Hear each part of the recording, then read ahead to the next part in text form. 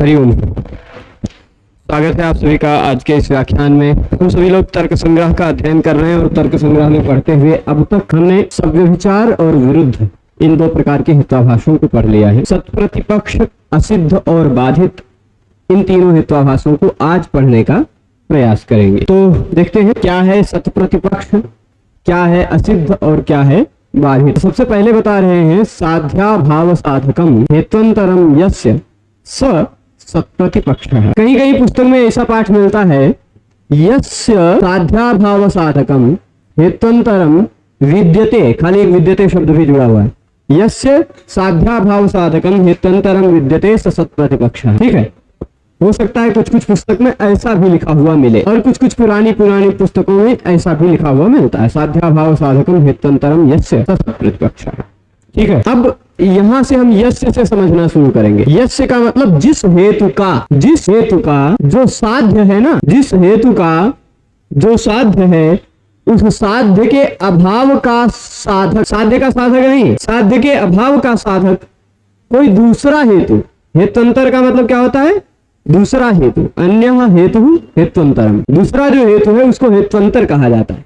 ठीक, जैसे दूसरा शब्द शब्दांतर, तो दूसरा प्रमाण तो प्रमाणांतर है ना। तो दूसरा हेतु है जिसके साध्य के अभाव को सिद्ध करने के लिए कोई दूसरा हेतु है, वह सत्प्रतिपक्ष कहलाता है। यानी हेत्वंतर होना चाहिए। और हेत्वंतर कब होगा? जहां द्विदु हेतु कहा जाएगा। क्या होगा? जहां दो हेतु कहा जाएगा वह हेत्वंतर कहलाएगा। ठीक, साध्य के अभाव का साधक कोई दूसरा हेतु हो जिसके, वह क्या कहलाता है? सत्प्रतिपक्ष कहलाता है। जैसे अब यहां मैं बता दूं आपको, तो एक इसको शब्द नित्य है कि अनित्य है ये बताइए। शब्दो नित्य श्रावणत्वात्, और इसी का विपरीत ऐसा कर देते हैं, तोड़ के लिख देते हैं इसको, शब्द अनित्य ठीक कार्यत्वात्। ये दो बात बताई जा रही है। एक ने क्या कहा? एक ने कहा शब्दो नित्य श्रावणत्वात्, दूसरे ने कहा शब्द अनित्य कार्यत्वात्। ठीक, शब्दो नित्य श्रावणत्वात्, शब्द अनित्य कार्यत्वात्। ठीक, अब इसमें आप क्या समझेंगे? यस्य लक्षण क्या बताया गया सत्प्रतिपक्ष का, वह लक्षण भी मैं यहां लिख देता हूं। यस्य साध्याभाव साधकम हेत्वंतरम विद्यते, यही आपके पुस्तक में लिखा होगा, हेत्वंतरम विद्यते स सत्प्रतिपक्ष, वही सत्प्रतिपक्ष कहलाता है। ठीक है, अब यहां समझिएगा, यह जो दो उदाहरण है सत्प्रतिपक्ष का है। प्रतिपक्ष मतलब होता है विपक्ष। प्रतिपक्ष का मतलब क्या? विपक्ष। जहां पर रहे उसको क्या कहा जाता है? सत्प्रतिपक्ष कहा जाता है। सत्प्रतिपक्ष किसे कहा जाता है? जहां पर विपक्ष रहे। ठीक, विपक्ष जहां रहेगा वह सत्प्रतिपक्ष है और विपक्ष जहां नहीं रहेगा वह असत्प्रतिपक्ष है। ठीक, अब देखिए दिखा, जैसे यहाँ यस्य शब्द से आप पहले हेतु को लीजिए। हेतु शब्द हमने कहा था यस्य शब्द से किसको लेना है? हेतु को। तो यस्य से मान लीजिए आपने इस वाले हेतु को ले लिया। ठीक, इस वाले हेतु को, श्रावणत्व को। यस्य से किसको ले लिया?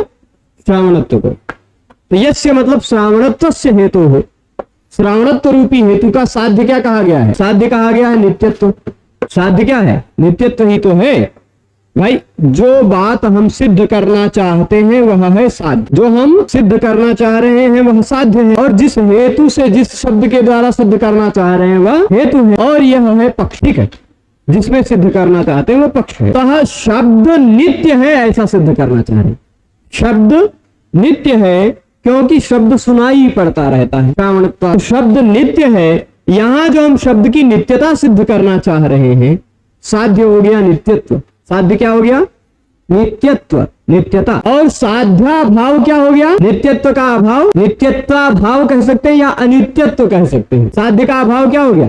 देखिए, यस्य का मतलब मान लीजिए हमने ये हेतु ले लिया, इस हेतु का साध्य हो गया ये नित्यत्व। इस नित्यत्व का साधक, इस नित्यत्व के अभाव, इस साध्य के अभाव अनित्यत्व का साधक कोई दूसरा हेतु भी है ना। तो यानी यहाँ दो हेतु हमेशा रहेगा ही, दो हेतु रहेगा ही। ये बात फिर से ध्यान से देखिएगा। यस्य, इस हेतु को लीजिए पहले, जिसके यानी जिस हेतु के साध्य का नहीं, साध्य के अभाव का साधक कोई दूसरा हेतु भी कहा जा रहा हो, कार्यत्व रूपी हेतु कहा जा रहा है, तो वह सत्प्रतिपक्ष कहलाता है। अब यस्य शब्द से मान लीजिए हमने इसको ले लिया कार्यत्व को, तो यस्य मतलब जिस कार्यत्व रूपी हेतु के साध्य यानी अनित्यत्व का अभाव यानी नित्यत्व को सिद्ध करने वाला श्रावणत्व रूपी एक और हेतु है, इसलिए यह सत्प्रतिपक्ष है। दो आपस में विपक्ष रहेंगे, दोनों में निर्णय नहीं हो पाएगा, यही है सत्प्रतिपक्ष का निष्कर्ष।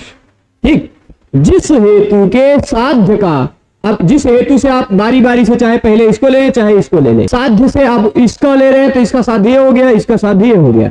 ठीक, साध्य का अभाव, इसके साध्य का अभाव ये हो जाएगा और इसके साध्य का अभाव ये हो जाएगा, है ना। और उसका साधक कोई दूसरा हेतु, इसकी दृष्टि में ये दूसरा हेतु, इसकी दृष्टि में ये दूसरा हेतु है, इसीलिए यह सत्प्रतिपक्ष कहलाएगा। ठीक है, सत्प्रतिपक्ष समझ गए। यस्य साध्याभाव साधकम हेत्वंतरम विद्यते सत्प्रतिपक्ष, ये बात स्पष्ट है। अब चलिए तो इसको यहाँ पर देख लेते हैं इनके अनुसार। साध्याभाव साधकम हेत्वंतरम यस्य सत्प्रतिपक्ष, वही बात तो कह रहे हैं। साध्याभाव साधकम हेत्वंतरम यस्य सत्प्रतिपक्ष, भाई साध्य के अभाव का साधक कोई दूसरा हेतु जिसका है वह सत्प्रतिपक्ष कहलाता है। दो हेतु हमेशा कहे जाएंगे, जैसे उदाहरण क्या दे, शब्दों नित्य श्रावणत्वात्, शब्दत्ववत, ये शब्दत्ववत एक उदाहरण भी दे दिया, शब्दत्व की तरह। शब्दो अनित्य, यहाँ अवग्रह छूट गया, शब्दो अनित्य कार्यत्वात् घटवत, शब्द अनित्य है क्योंकि कार्य है, कैसे, घट की तरह। जैसे घट कार्य है तो अनित्य है, वैसे शब्द भी कार्य है तो अनित्य है, क्योंकि शब्द को हम उत्पन्न करते हैं, शब्द को हम मुख से बोलते हैं, जो बोलते हैं वो शब्द उत्पन्न होता है, इसलिए वो शब्द अनित्य है। जो भी उत्पन्न होता है वह अनित्य है, क्योंकि जिसकी भी उत्पत्ति होगी उसका विनाश होना सुनिश्चित है। तो अब अगर शब्द हमारे मुंह से उत्पन्न हो रहा है तो उस शब्द का नाश होना सुनिश्चित है, अनित्य है। और एक दृष्टि से देखा जाए तो शब्द नित्य भी है, क्योंकि कितनों कान बंद कर लीजिए, रुआ भर लीजिए, फिर भी कान में कुछ ना कुछ हमेशा सुनाई पड़ता रहता है। अगर थोड़ा सा भी स्पेस है आकाश, तो शब्द तो नित्य है क्योंकि सुनाई पड़ता रहता है। श्रवणत्व, तो दोनों पक्ष है, इसी कारण यहाँ निर्णय नहीं हो पाएगा, ये सत्प्रतिपक्ष नामक हेत्वाभास के अंतर्गत आ जाएगा। ठीक है, ये बात समझ गए। इसी को यहाँ आगे देखिए क्या कह रहे हैं, सत्प्रतिपक्षम लक्षयति, एक प्रभु कहाँ खसक रहे हो, सत्प्रतिपक्षम लक्षयति साध्यति, सत्प्रतिपक्ष का लक्षण बता रहे हैं साध्य शब्द से। यस्य हेतु, जिस हेतु के साध्य के अभाव का साधक कोई यानी साध्याभावस्य अनुमापकम हेत्वंतरम कोई दूसरा हेतु है ना। मतिपक्षो हेतुर्विद्यते, कोई दूसरा एक और हेतु है, प्रतिपक्षो हेतु, मतिपक्षो नहीं प्रतिपक्षो हेतु विद्यते, कोई दूसरा प्रतिपक्षी हेतु है, वह सब प्रतिपक्ष कहलाता है, ऐसा अर्थ हुआ। अयमेव प्रकरण समः इत्युच्यते, इसी को प्रकरण सम भी कहा जाता है। क्या कहा जाता है, प्रकरण सम, इसका दूसरा नाम है। और विरुद्ध वारणाए हेत्वंतरम यस्य इति, यदि हेत्वंतरम शब्द न रखे होते, यस्य साध्याभाव साधकम हेतु, यस्य साध्याभाव साधकम विद्यते तत् सत्प्रतिपक्ष, तो साध्य के अभाव का साधक तो विरुद्ध भी था, साध्याभाव व्याप्तो हेतु विरुद्ध बताया ही गया था, अब वो विरुद्ध हो जाता, इसलिए विरुद्ध में लक्षण की अतिव्याप्ति का निवारण करने के लिए हेत्वंतरम कह दिया। हेत्वंतर विरुद्ध का नहीं होता, एक ही हेतु होता है, वो विरुद्ध होता है, यहाँ दो हेतु रहते हैं। ठीक, और वन्यादि वारणाए साध्याभाव इति, अब हेत्वंतरम शब्द कह देते, यस्य हेत्वंतरम विद्यते सत्प्रतिपक्ष, अब भी गड़बड़ होता, तो साध्याभाव कह दिया, साध्य के अभाव का साधक, नहीं तो साध्य का साधक भी कोई दूसरा हेतु हो सकता था, वर्णी का साधक वर्णित्व भी हो सकता था, धूम भी हो सकता था, ऐसे और कोई दूसरा भी हेतु कह देते तो उससे सिद्ध हो जाता। तो अब इतनी बात समझ गए, आगे देखते हैं। तो हमने अब तक समझ लिया सभ्य विचार, विरुद्ध और सत्प्रतिपक्ष, तीन प्रकार का हेत्वाभास समझ लिया। चौथा हेत्वाभास तीन प्रकार का होता है, पहला और चौथा ये तीन प्रकार के हैं, बाकी हेत्वाभासों के प्रकार नहीं है। सभ्य विचार का तीन प्रकार बताया ही था, ठीक, सभ्य विचार का तीन प्रकार बताया था ना, वैसे ही अब असिद्ध का भी तीन प्रकार बताएगा। चौथा हेत्वाभास कौन सा, असिद्ध है, वो बता रहे असिद्ध त्रिविधा, असिद्ध हेत्वाभास जो है वह तीन प्रकार का है। असिद्ध का मतलब आप क्या समझते हैं, थोड़ा दिमाग लगाइए। असिद्ध क्या है, जो सिद्ध न हो पाए वह असिद्ध है। ठीक, तो क्या सिद्ध न हो पाए, तीन चीज होती। देखिए, साध्य सिद्ध न हो पाए ऐसा नहीं हो, जो हमारा साध्य है जिसको हम सिद्ध करना चाहते हैं वो सिद्ध हो जाए, परंतु जो पक्ष है वो पक्ष ही न सिद्ध हो पाए। जैसे हम ऐसा कह दें कि खरगोश के आग लगी है, ऐसे कह दें कि खरगोश के सींग पे या गधे के सींग पे आग लगी है, तो पहली बात तो गधा का सींग सिद्ध करो, होता है, वो सिद्ध नहीं हो पाएगा। पर्वत में आग लगी है कहोगे तो पर्वत तो सिद्ध हो सकता है, लेकिन अगर ऐसे कहा जाए गधे के सींग पे आग लगी है तो गधे के सींग तो सिद्ध नहीं होगा, या ऐसा कहा जाए सोने के पर्वत पे आग लगी है तो सोने के पर्वत तो सिद्ध नहीं कर पाएंगे। ये वाला सोना नहीं, ठीक, ये वाला नहीं जो पहना जाता है आभूषण इत्यादि बना करके, वो स्वर्ण का पर्वत। ऐसी कुछ बातें हैं, ऐसी कुछ मान्यताएं हैं कि पहले जो मेरु पर्वत था वो स्वर्णमय था, इसीलिए विभज्य मेरु नयदर्थ सात्कृतो न सिंधुरुत्सर्ग जलव्यय, मेरु को टुकड़ों टुकड़ों में काट करके बांटा नहीं, क्योंकि वह सोने का पर्वत हुआ करता था। लंका के मान्यता है कि लंका वह त्रिकूट पर्वत या मेरु पर्वत पर स्थित थी, ठीक है, तो वो बात अलग है, ठीक है। पर अब आज के माहौल में स्थिति ऐसी है कि आप सोने का पर्वत तो सिद्ध नहीं कर सकते, कि सोने का बना हुआ पर्वत है, तो ऐसा हम कह दें कि सोने के पर्वत पर आग लगा है। तो जो पक्ष था, जो आश्रय था, पर्वतो वह्निमान धूमात में वह्नि का आश्रय क्या है? पर्वत। वो पर्वत में न सिद्ध हो पाए तो आश्रया सिद्ध कहा जाता है, यानी जो आश्रय है वह आश्रय ही न सिद्ध हो पाए तो आश्रया सिद्ध, ठीक। और जहां जो स्वरूप दिखाई पड़ता है, अच्छा पर्वत में आपको क्या स्वरूप दिखाई पड़ा था? ऐसे पर्वत था ना, दो नहीं, इतना जल्दी जल्दी पर्वत बनाने में कभी कभी गड़बड़ हो जाता है। ऐसे एक पर्वत, दूसरा पर्वत, ठीक। इस पर्वत में ऐसे ऐसे धुआं उड़ता हुआ दिखाई पड़ रहा था ना आपको, तो स्वरूप का दिखाई पड़ा था, स्वरूप धुएं का दिखाई पड़ा था। स्वरूप क्या था? धुएं का। तो स्वरूप असिद्ध हो जाना मतलब हेतु का असिद्ध हो जाना, स्वरूप असिद्ध। पहली बात पक्ष न सिद्ध हो पाना, दूसरी बात हेतु न सिद्ध हो पाना। अगर पक्ष सिद्ध नहीं हो पाएगा, पर्वत सिद्ध नहीं हो पाएगा, तो पर्वत में आग ही कैसे सिद्ध कर लोगे, है कि नहीं? और अगर धुआं सिद्ध ही नहीं हो पाएगा तो आग है ऐसा कैसे सिद्ध कर लोगे, है ना? तो पक्ष का भी सिद्ध होना पड़ता है, पक्ष को भी सिद्ध होना पड़ता है, और हेतु को भी सिद्ध होना पड़ता है। हेतु का असिद्ध होना, इसी को हेतु सिद्ध भी कहा जाता है, और इसी को स्वरूप असिद्ध भी कहा जाता है, ठीक। आश्रया सिद्धि को क्या कहा? आश्रया सिद्ध को पक्षा सिद्ध भी कहा जा सकता है। क्या कहा जाता है? पक्षा सिद्ध या पक्षा सिद्धि। और इसको स्वरूपा सिद्धि को हेतु सिद्ध भी कहा जा सकता है, ठीक। और व्याप्यता सिद्ध क्या है? कि व्याप्ति का संबंध ही सिद्ध ना हो पाना, व्याप्य व्यापक संबंध सिद्ध ना हो पाए वो व्याप्यता सिद्ध है। ये तीनों न सिद्ध हो पाए तो हेत्वाभास ही माना जाएगा, क्योंकि वहां पर अनुमान नहीं हो पाएगा, ठीक है। तो आश्रया सिद्ध, स्वरूपा सिद्ध और व्याप्यत्वा सिद्ध, ये तीन प्रकार का असिद्ध है। अब आश्रया सिद्ध को पक्षा सिद्ध के नाम से भी, पक्षा सिद्धि के नाम से न्याय सिद्धांत मुक्तावली में कहा गया है, पक्षा सिद्धिर यत्र पक्षो भवेन मणिमयो गिरि, यत्र मणिमयो गिरि पक्षा भवेत तत्र पक्षा सिद्धि, ऐसा वहां कहा गया। हम इसका दो उदाहरण देते हैं, यहाँ एक उदाहरण दिया ही है और कई उदाहरण हम बोल भी चुके हैं, तो यहाँ जो उदाहरण दिया है उसको देखते हैं। आश्रया सिद्धो यथा, पहला वाला आश्रय सिद्ध तो है, आश्रया सिद्ध क्या है? तो कह रहे आश्रया सिद्धो यथा, आश्रया सिद्ध क्या है? गगनारविंदं सुरभि अरविंदत्वात् सरोजारविंदवत। गगनारविंदम, आकाश का कमल। अच्छा, आपने तालाब में कमल खिलता हुआ देखा होगा, किसने किसने नहीं देखा है? तालाब में, नदी में, सरोवर में कमल खिलते हुए किसने किसने नहीं देखा है? देखा है सबने, कमल खिलता है।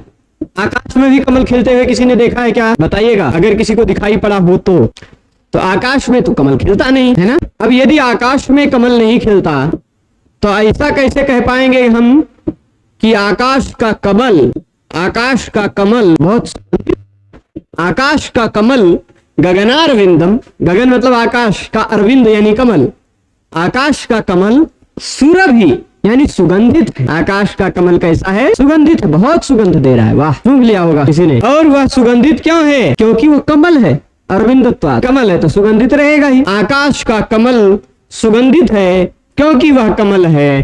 कैसे? सरोजारविंदवत, सर में उत्पन्न, सर यानी ये वाला सर नहीं, सरोवर, तड़ाक, तालाब इत्यादि में उत्पन्न होने वाले अरविंद की तरह, जैसे तालाब इत्यादि में उत्पन्न होने वाला, पंख में उत्पन्न होने वाला अरविंद यानी कमल सुगंधित होता है, वैसे ही आकाश का अरविंद भी सुगंधित है क्योंकि वह अरविंद है। अब बताइए यहाँ पर क्या सिद्ध नहीं हो सकता? सुगंधित होना सिद्ध हो नहीं हो सकता है कि आकाश असिद्ध नहीं है कि आकाश का कमल असिद्ध है? आकाश का कमल असिद्ध है, ठीक। आकाश असिद्ध नहीं है क्योंकि आकाश तो आपके सामने ही है, दिखाई पड़ रहा है। आकाश का कमल गगनारविंद वही असिद्ध है, और गगनारविंद यहाँ कैसा कहा गया? आश्रय के रूप में कहा गया है। सुगंध किसमें है? सुगंध किसमें है? आकाश के कमल में है। आग किसमें है? पर्वत में है। तो जैसे पर्वत को पक्ष के रूप में बताया गया था और उसमें आग सिद्ध करना चाह रहे थे, वैसे ही यहाँ आकाश के कमल को पक्ष के रूप में कहा जा रहा है और उसमें सुगंध सिद्ध करना चाह रहे हैं। बोलिए, हैं? अरविंद मतलब कमल, अरविंद मतलब कमल होता है। बोल रहे हैं, बार बार बोल रहे हैं अरविंद, अरविंद मतलब कमल हो क्या? रविंद नहीं, अरविंद। रविंद नहीं होता है, शब्द नहीं होता है, ठीक है। विंद विधि लाभे धातु से बनाया जा सकते हैं, जो प्राप्त हो जाए, ठीक है। तो यहाँ अरविंद है, अरविंद मतलब कमल। कामदेव के 5 बाणों में से पहला बाण है ना। तो गगनारविंद आकाश का कमल सुगंधित है। क्यों सुगंधित है? क्योंकि वह कमल है, अरविंदत्वात्। आकाश का कमल देखा है तुमने? देखा है आकाश का कमल? कैसा होता है आकाश का कमल? बताओ, सुगंधित होता है कि नहीं होता है? होता है सुगंधित? नहीं सुगंधित होता है। तो आकाश का कमल ही सिद्ध नहीं हो पाएगा, आकाश का कमल ही सिद्ध नहीं हो पाएगा। और वही आकाश का कमल इस सुरभि यानी सुगंध का आश्रय के रूप में, पक्ष के रूप में कहा गया है, इसलिए आश्रय ही सिद्ध नहीं हो पाएगा। इसलिए इसको क्या कहा जाएगा? आश्रय असिद्ध, आश्रया सिद्ध, ठीक है, समझ रहे हैं? अत्र इस उदाहरण में गगनारविंद आश्रय है, गगन का कमल ही तो का आश्रय है सुगंध का। तो गगन का जो कमल है वह आश्रय है, और सच नास्त्येव, वो होता ही नहीं। आकाश का कमल कभी होता है क्या? अब किसी पुस्तक में खपुष्प कहा गया, खपुष्प, ख मतलब आकाश का पुष्प यानी फूल, ठीक।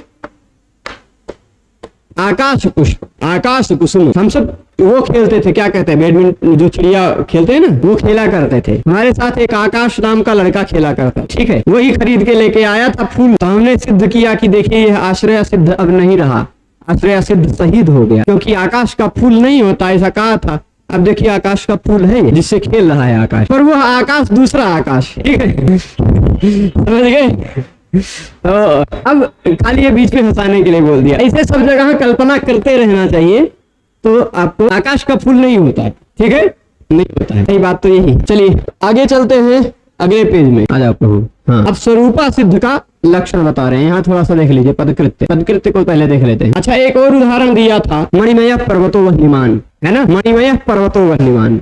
अच्छा, ये सोने का पर्वत कहीं किसी तरह से हम सिद्ध कर लेंगे, हमारे साहित्य में उल्लेख मिल जाता है, तो उसके कारण हम सिद्ध कर सकते हैं कि सोने का पर्वत रहा होगा। लेकिन मणि का पर्वत रहा होगा, ऐसा कल्पना की जा सकती है क्या? ऐसा कोई पर्वत हो जो पूरा मणि से बना हो? अब ऐसा मत कहिएगा भाई कि ये अयोध्या का मणि पर्वत, अयोध्या में है एक मणि पर्वत, कहने को है मणि पर्वत है, वस्तुतः वो मिट्टी का ढेला है ना, मतलब ढेला भी मत कहिए, थोड़ा सा है, मिट्टी का ढेर है, इतना ही बड़ा ढेर है कि आप 2 मिनट में चढ़ के ऊपर पहुंच सकते हैं। 2 मिनट की चढ़ाई लगेगी, ज्यादा, उससे ज्यादा तो नहीं लगता होगा चढ़ने में। तो नाम खाली है उसका मणि पर्वत। हो सकता है पहले ऐसी कहावत है कि उपहार में लोग लाए थे, राजा जब राम बने थे तो मणि इतना उपहार में लाके रख दिए थे कि वही मणि पर्वत बन गया था, पर्वत बन गया था। अब रहा हो सकता है, पर मणि से बना हुआ पर्वत मणि में ऐसा तो सिद्ध नहीं किया जा सकता, नहीं सिद्ध किया जा सकता ना। तो मणिमय पर्वतो वह्निमान कैसे सिद्ध हो जाएगा? मणिमय पर्वतो वह्निमान में भी मणिमय पर्वत जो है वही असिद्ध है। मैंने और भी कुछ उदाहरण दिए कि खरगोश के सींग पे आग लगी है, ऐसा कह दे कि वंध्या का पुत्र बुद्धिमान है, वंध्या का पुत्र बुद्धिमान है, तो वंध्या का पुत्र है, कैसे हो गया भाई पुत्र? यदि वह पुत्र हो गया तो वंध्या नहीं रही, और यदि वह वंध्या है तो पुत्र नहीं हो सकता है ना। वंध्या का पुत्र बुद्धिमान है, यहाँ वंध्या पुत्र सिद्ध ही नहीं होगा, वही असिद्ध है।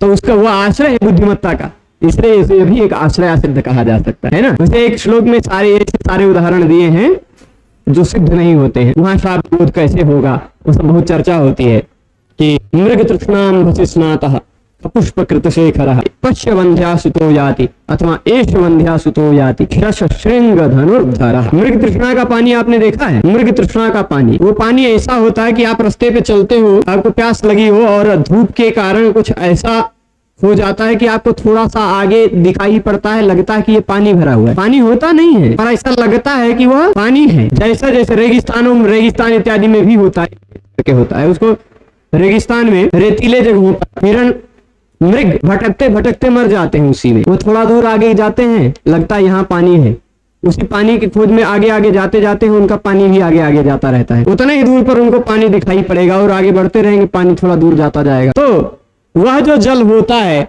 वो पानी सही में नहीं होता है। तो अब ऐसा कह दे मृग तृष्णा जलम शीतलम जलत्वात्, ऐसा कह दे कि मृग तृष्णा का जल है अत्यंत शीतल है। तो यहाँ मृग शीतल जो सिद्ध करना चाहेंगे मृग तृष्णा के जल को, सिद्ध नहीं होगा, पहले आश्रय ही असिद्ध है। मैं जो श्लोक बता रहा था उसमें ऐसा भाव है कि मृग तृष्णा के जल में नहाया हुआ, मृग तृष्णा के जल में नहाया हुआ और आकाश के फूल को अपने सिर पे सजाया हुआ, देखो ये बंध्या का पुत्र जा रहा है जिसने खरगोश के सींग से बने हुए धनुष को धारण कर रखा है। ठीक है, सब कुछ असिद्ध है। यहाँ पर शाब्द बोध कैसे होगा? इन सब में शाब्द बोध पर बहुत चर्चा होती है, वो रहने ठीक है। तो स्वरूपा सिद्ध यथा, ये अब स्वरूपा सिद्ध यहाँ पर देख लेते हैं, मिनट पदकृत जी को देख लेते हैं। आश्रया सिद्धत्व ही, आश्रया सिद्धत्व क्या होता है?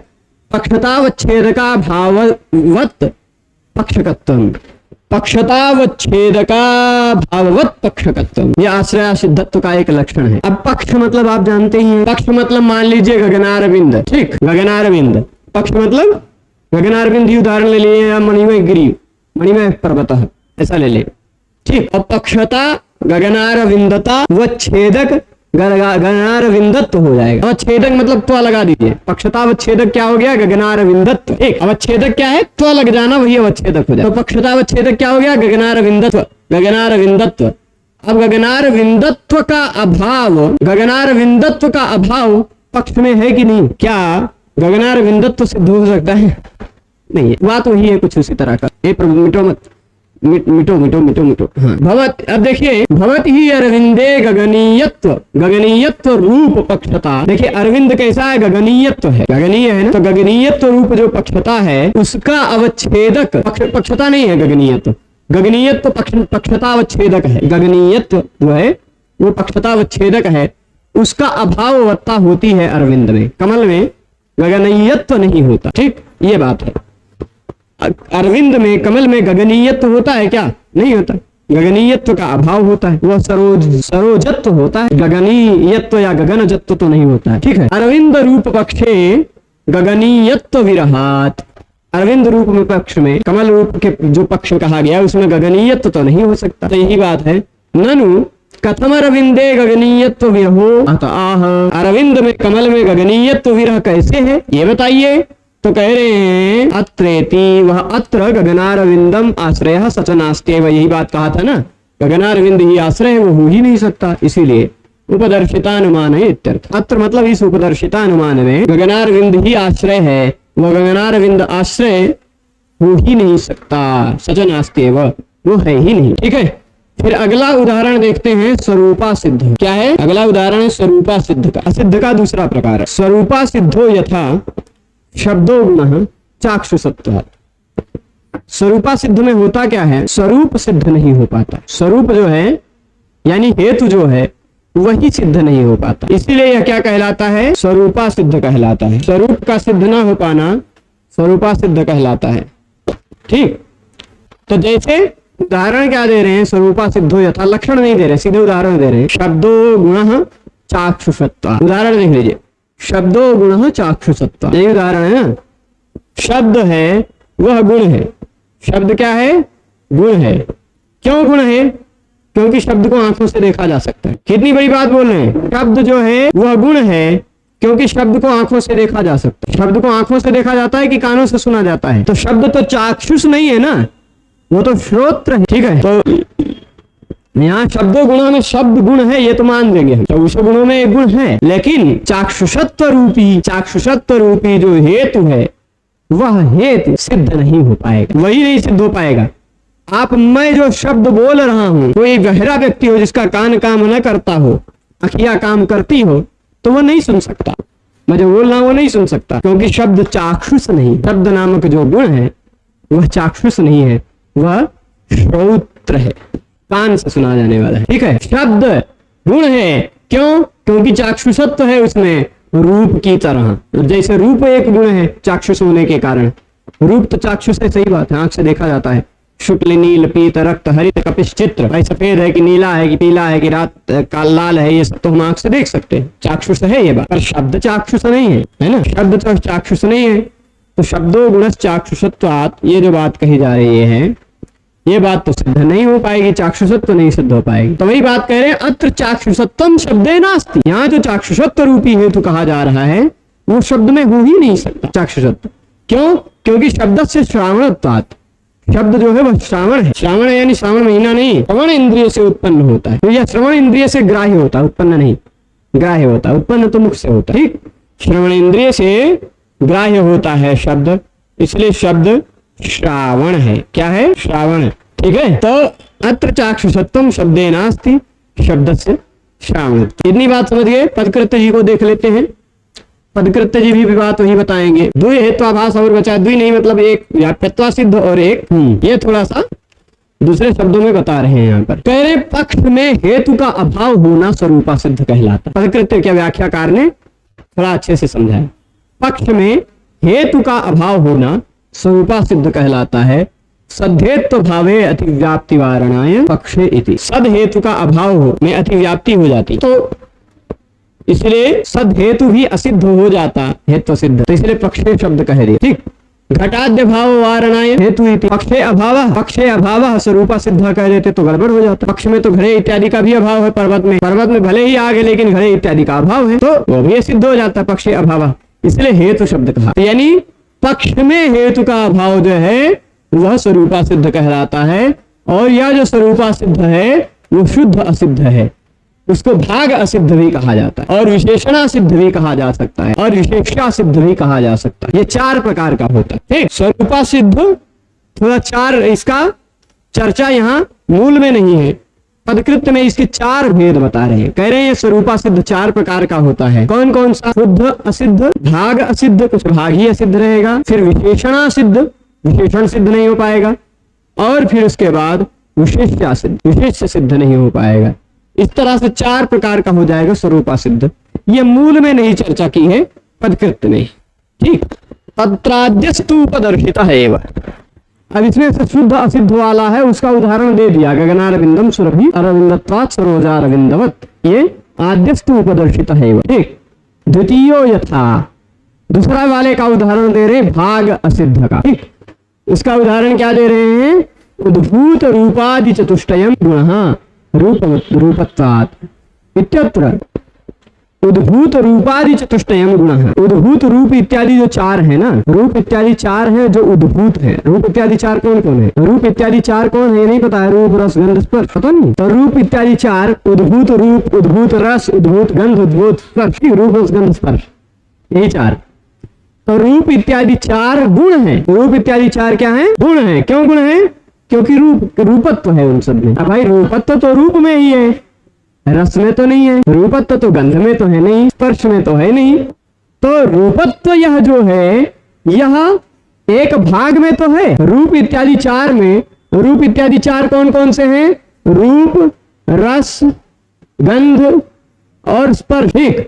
इन चारों में देखा जाए तो एक भाग में रूप में रूपत्व है? रूप गुण है क्योंकि रूपत्व है उसमें, ऐसा कह दिया जाए तो चल जाएगा। और भाई रूप इत्यादि चारों गुण है क्योंकि उसमें चारों में रूपत्व है। तब भाई रस में तो रूपत्व नहीं है, गंध में तो रूपत्व नहीं है, स्पर्श में तो रूपत्व नहीं है, कुछ भाग में असिद्ध हो गया, इसलिए भागा सिद्ध कहा गया। जो पूर्णतः सिद्ध रहे वो शुद्धा सिद्ध, कुछ भाग में रहे वो भागा सिद्ध। ऐसी चर्चा कर दी है, झूठे चर्चा है एक प्रकार से देखा जाए, ठीक है। तो अब यहाँ जो रूपत्व रूपी हेतु कहा गया वो पक्ष के एक देश में आवृत्तित्वेन भागे स्वरूपा सिद्धत्व, भाग में स्वरूपा सिद्ध है, भाग में स्वरूप असिद्ध है। तीसरे का उदाहरण दे रहे हैं, वायु प्रत्यक्षः रूपत्वे सति स्पर्शवत्वा विशेषणा सिद्ध। तीसरा वाला कौन सा है? विशेषणा सिद्ध। इसका उदाहरण दे रहे हैं। इसका उदाहरण क्या दे रहे हैं? भाई वायु प्रत्यक्ष है, वायु प्रत्यक्ष है। क्यों? क्योंकि वायु में रूपत्व है और स्पर्शवत्व है। वायु में रूपवत्व है और रूपत्व है और स्पर्शवत्व है, तो वायु में रूपत्व रहेगा नहीं। यह जो एक विशेषण दिया गया यह विशेषण असिद्ध हो गया। वायु का एक रूपत्व विशेषण दे गया, वो विशेषण असिद्ध हो गया, इसलिए विशेषण असिद्ध कर दिया। यहाँ रूपवत्व जो विशेषण दिया वायु का वह वायु अवृत्ते है, वायु में अवृत्ति है, वह वायु में नहीं है। रूपत्व विशेषण वायु में नहीं है, इस कारण से वो असिद्ध हो गया। और विशिष्ट स्पर्शस्यापि तथा तेन तस्य स्वरूपा सिद्धत्वम, भाई विशिष्ट स्पर्श तो नहीं है, रूपत्व विशिष्ट स्पर्शवत्व तो नहीं है ना, रूपवत्व विशिष्ट स्पर्शवत्व नहीं है, इसलिए यहाँ जो विशेषण है वो विशेषण का असिद्ध हो गया। चौथा जो है विशेष विशेष्या सिद्ध, उसको भी दे रहे हैं, तुरियो यथा कह के कह रहे हैं, देख लीजिए। ठीक, तुरियो यथा, बेटो प्रभु होता ज्यादा, यहाँ कोई कीट कहीं बैठा हुआ है तो इसको मिटने नहीं दे रहा है, कुछ आसानी नहीं। आगे देखिएगा, तुरियो यथा कहेंगे, चौथा उदाहरण क्या दे रहे हैं, अत्रैव विशेषण विशेष, अगले पेज में चलना पड़ेगा, आगे चलिए। रूप विशेष्य वैपरीत्येन हेतुः तस्य स्वरूपा सिद्धत्वं विशेष्या भाव प्रयुक्त विशेषता भावात इति बोध्यम। अब उसी को विशेष विशेषण वैपरीत्य से समझ लिया जाए, विशेष विशेषण वैपरीत्य समझ लिया जाए तो वो विशेष्य वाला अभाव हो जाएगा सिद्ध, वैपरीत्येन कह दो, वही उदाहरण ही है, अलग उदाहरण नहीं है उसका। अब हो गया स्वरूपा सिद्ध, आश्रया सिद्ध और स्वरूपा सिद्ध हो गया। तीसरा आया व्याप्यत्वा सिद्ध, क्या है, व्याप्यत्वा सिद्ध। जहां पर मैंने बताया था बात नहीं कि व्याप्ति सिद्ध नहीं हो पाती, क्या नहीं सिद्ध हो पाती, मूल रूप से व्याप्ति ही सही में सिद्ध नहीं हो पाती। पर क्यों नहीं सिद्ध हो पाती, कुछ एक विशेष उपाधि दे दिए जाने के कारण, कुछ एक विशेष क्या दे देते हैं, उपाधि दे देते हैं, उसी कारण वो व्याप्ति सिद्ध नहीं हो पाती और यह हो जाता है व्याप्यत्वा सिद्ध। ठीक है, जैसे व्याप्यत्वा सिद्ध क्या हो जाएगा, देखिएगा, सोपाधि को हेतु व्याप्यत्वा सिद्ध, हेतु में कोई एक उपाधि दे दी जाती है तो वह उपाधि से युक्त जो हेतु है वो व्याप्यत्वा सिद्ध कहलाता है। अब क्या है उपाधि, सोपाधिक मतलब उपाधि के साथ वाला जो हेतु है वह व्याप्यत्वा सिद्ध कहलाता है, उपाधि के साथ वाला। तो अब उपाधि के साथ वाला क्या है, उपाधि पहले ही तो बता दीजिए, तो हम तो तभी तो हम जान पाएंगे कि कौन उपाधि के साथ है कौन उपाधि के बिना है। तो उपाधि का लक्षण बता रहे हैं बहुत बड़ा, क्या लक्षण बता रहे हैं कि साध्य व्यापकत्वे सती साधना व्यापकत्वम उपाधि, साध्य व्यापकत्वे सती साधना व्यापकत्वम उपाधि, यानी साध्य व्यापकत्व भी हो उसमें और साधना व्यापकत्व भी हो। अब क्या फिर एक समस्या में दूसरी समस्या उलझाए, पहले तो कहा कि व्याप्यत्वा सिद्ध क्या है, सीधी सीधी संक्षेप में यदि बात कह दी जाए तो व्याप्ति सिद्ध नहीं हो पाती जहां पर वो व्याप्यत्वा सिद्ध है।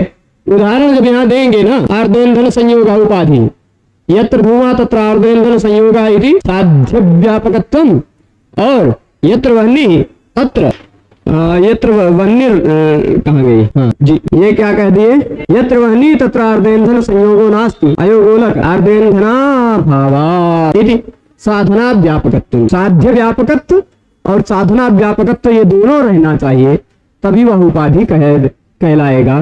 तो आर्द्रेन्धन संयोग यह एक उपाधि डाल देंगे, इसी कारण पर्वतो धूमवान वन्य आर्द, ये ऐसे पर्वतो धूमवान वन्यमत्वा, पर्वत धुएं वाला है क्योंकि आग वाला है, उल्टा कह दिया और उसमें एक आर्द्रेन्धन संयोग भी जोड़ दिया उपाधि, तो ये व्याप्यत्वा सिद्ध हो जाएगा।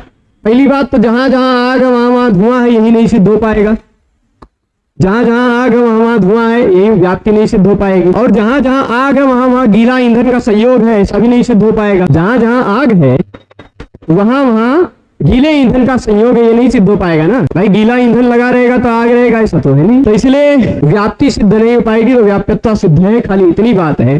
पर इसमें आपको साध्य व्यापकत्व क्या है, साधना व्यापकत्व क्या है, ये सब कुछ बहुत बढ़िया से बताएंगे। जैसे अब कहेंगे, क्या कहेंगे, उपाधि से युक्त जो है हेतु, उपाधि से युक्त जो है हेतु वह क्या है, सोपाधिक हेतु व्याप्यत्वा सिद्ध कहलाता है। ठीक, सोपाधिक हेतु व्याप्यत्वा सिद्ध कहलाता है, ये बात कह दिया। पर क्या है उपाधि, तो बताएंगे जब साध्य व्यापकत्व हो और साधन अव्यापकत्व हो। साध्य मतलब जिसको सिद्ध करना चाह रहे हैं, साधन मतलब हेतु, हेतु का अव्यापक हो, हेतु अब वन्नी मान लीजिए वन्यमत्व, उसका अव्यापक हो, और साध्य यानी धूम, धूमवान ये धूम मान लीजिए तो धूम का व्यापक हो। ऐसा जो उपाधि है उस उपाधि से युक्त होने के कारण वह व्याप्यत्वा सिद्ध हो जाएगा। तब ये साध्य व्यापकत्व क्या है, तो बताएंगे, देखिएगा, साध्य समानाधिकरणात्यंता भावा प्रतियोगित्वम, ये हो जाएगा क्या, और ये साध्य व्यापकत्व कहलाएगा। साध्य समानाधिकरणात्यंता भाव प्रतियोगित्वम ये साध्य व्यापकत्व है, और साधन व निष्ठा अत्यंता भावा प्रतियोगित्व साधना व्यापकत्व। अब ये साध्य व्यापकत्व और साधना व्यापकत्व को यहाँ इस उदाहरण के साथ समझाना पड़ेगा और उसमें लगेगा काफी समय। आज थोड़ा हो गया है देर और धूप में ज्यादा चला हूँ, तो अभी इतना ज्यादा बोलने का नहीं रह गया है, शायद आज यही रोकेंगे। इसको जो है उपाधि के ये जो दो लक्षण है, तो अगर यही दो ना होते तो आज हेत्वाभास खत्म करके चलते। तो ये दोनों, इन दोनों को समझाने में लग जाएगा समय। पहले आपको साध्य समानाधिकरण बताना पड़ेगा। साध्य क्या है, उसके समानाधिकरण और कौन कौन से हैं, उसमें रहने वाला जो अत्यंता भाव है, पहले अभाव में अत्यंता भाव कौन सा वाला होता है ये भी आपको याद दिलाना पड़ेगा। उसका अत्यंता भाव का अप्रतियोगी जो है वो क्या है ना, प्रतियोगी क्या होता है, अप्रतियोगी क्या होता है। फिर साधन वाले जो कोई भी जगह है, हेतुमत, साधनवत को कहा जा सकता है हेतुमत, हेतुमान जो है उस पर्वत में रहने वाले, हेतुमान में रहने वाला जो अत्यंता भाव है उसका प्रतियोगित्व साधना व्यापकत्व है। ये सब चीजें आपको समझनी पड़ेगी। तो इसको कल और विस्तार से लक्षण उदाहरण सहित लिखते हुए एक एक पर घटित करके हुए बता देंगे, और फिर हेत्वाभास खत्म करके उपमान खंड भी कल खत्म करेंगे। ठीक है, उपमान खंड भी कल खत्म करेंगे। आज इस व्याख्यान को ही रोकते हैं। सभी लोग जुड़े रहे उसके लिए बहुत बहुत धन्यवाद।